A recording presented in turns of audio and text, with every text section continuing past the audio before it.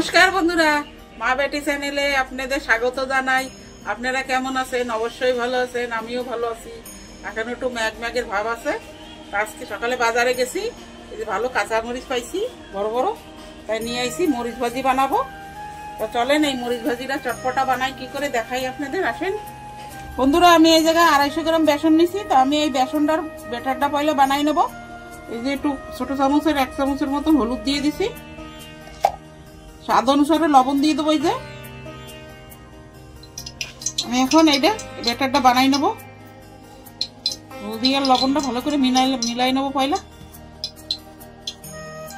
লবণ আর হলদিটা ভালো করে মিলাই নিছি। এখন এতে অল্প অল্প জল দেবো আর মিলাবো। অল্প অল্প জল দেবো আর মিলাবো, ভালো করে মিলাই নেবো। ব্যাটারটা ভালো একদম গাঢ়ও বানাবো না, একদম পাতলাও বানাবো না।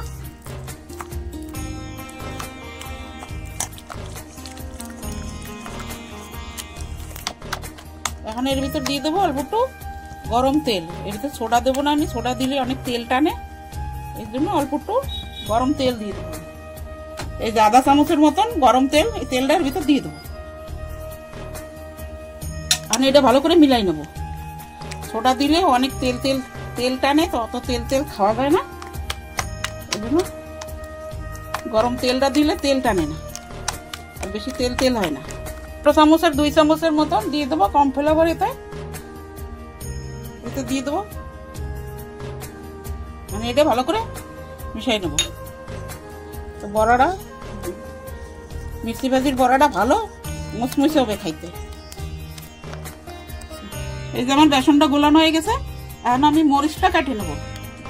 এই মরিচটা কাটিয়ে নেবো আর মাঝখান দিয়ে চিড়ে মেরে নেবো। মরিচটাই যে একটু করে কাটবো আর এরকম করে চিড়ে মারবো। এরকম করে সব মরিচ কটা কাটিয়ে নেবো আমি।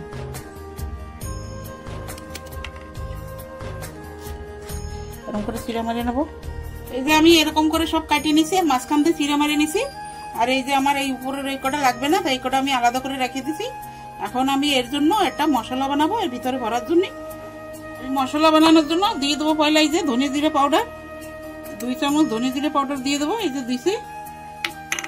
আর দিয়ে দেবো 1 চামচ চাট মশলা। এই যে চাট মশলা দিয়ে দিছি।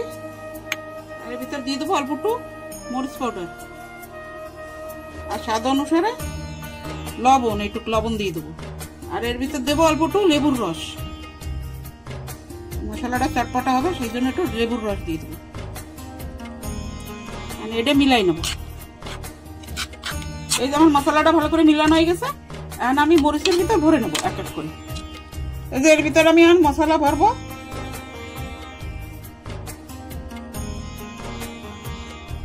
এরকম করে ভরবো, পুরো একদম বেশি করে ভরবো না, অল্প অল্প করে। এই যে এরকম করে একটু করে করে ভরবো।